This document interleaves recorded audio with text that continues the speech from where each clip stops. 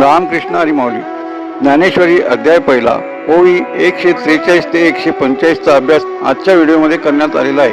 तरी सर्वांनी शांत चित्ताने ऐकावे ही नम्र विनंती. युद्धाच्या प्रसंगाचे वर्णन करताना विशेषतः श्रीकृष्णाच्या अर्जुनाप्रती असलेल्या वात्सल्याचे चित्रण ज्ञानेश्वर महाराज या ओळीत करतात. अर्जुनाला आपल्या पाठीशी सुरक्षित ठेवून श्रीकृष्ण स्वतः पुढे उभे राहिले आणि त्यांनी अत्यंत सहजपणे आपला पांचजन्य शंख पुंकारला.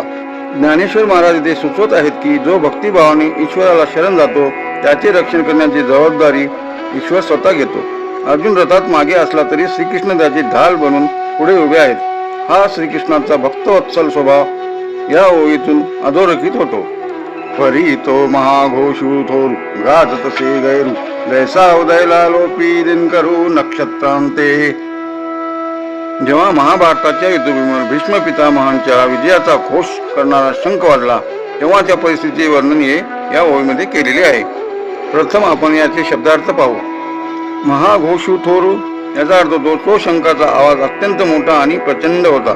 गाजत असे गहरू त्याचा गंभीर गर्जनायुक्त आवाज सर्वत्र घुमत होता. जैसा उदयला लोपी दिनकर याचा अर्थ काय होतो? थोडक्यात सांगायचे तर ज्याप्रमाणे पहाटे सूर्य उगवला की आकाशातील इतर सर्व छोटे मोठे तारे सूर्याच्या प्रखर तेजामुळे लुप्त होतात, त्याचप्रमाणे जेव्हा तो महारव म्हणजे मोठा आवाज झाला तेव्हा तिथे उपस्थित असलेल्या इतर सर्व वाद्यांचे आवाज त्या शंखनादामुळे फिके पडले. त्या गंभीर आवाजाने संपूर्ण वातावरण व्यापून टाकले होते.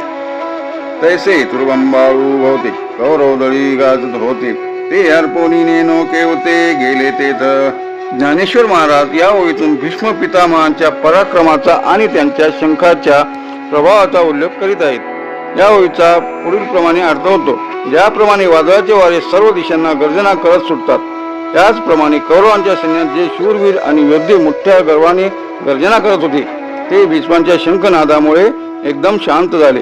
जणू काही ते कुठल्या कुठे नाहीसे झाले, हेच कळेनासे झाले. ज्ञानेश्वर माऊली ज्ञानराज माऊली तुकाराम. ज्ञानेश्वर माऊली ज्ञानराज माऊली तुकाराम तुकाराम तुकाराम. बोला पुंडलिक वरविहार विठ्ठल श्री गुरु ज्ञानदेव तुकाराम. पंढरीनाथ महाराज की जय. माऊली ज्ञानेश्वर महाराज की जय.